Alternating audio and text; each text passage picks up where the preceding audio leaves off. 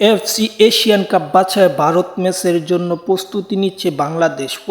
বাংলাদেশ ছাড়ছে সৌদি আরবে ক্যাম্পের মাধ্যমে। এই প্রস্তুতির মাধ্যমে বাংলাদেশ ভালো কিছু করবে এবং সেই প্রস্তুতি আরও জ্বালিয়ে নিতে সৌদি ক্লাব ওয়েদাতের বিপক্ষে একটি ম্যাচ খেলেছে বাংলাদেশ, যেটা সুদানের বিপক্ষে খেলা ছিল। আরেকটি ম্যাচ খেলতে চায় কাবরেরা, তা এখনও চূড়ান্ত হয়নি। এবং বাংলাদেশ যে ম্যাচটি খেলেছে সৌদি ক্লাব ওয়েদাতের বিপক্ষে, মানে এটি সৌদির একটি স্থানীয় ক্লাব, সেই ম্যাচটিতে বাংলাদেশ জয় পেয়েছে অধিনায়কের গোলে।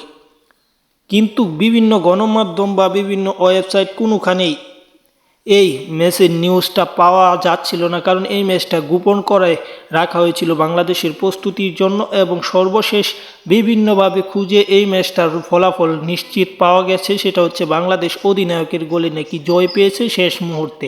তা কতটুকু সত্য এখনও জানা যায়নি, কিন্তু কোনো আনুষ্ঠানিকভাবে তা বলা হয়নি। এটি বিভিন্ন সূত্র অনুযায়ী এবং বাংলাদেশের 40 ডেসি ইউটিউব চ্যানেলের সূত্র অনুসারে এই তথ্যটা পাওয়া গেছে মূলত।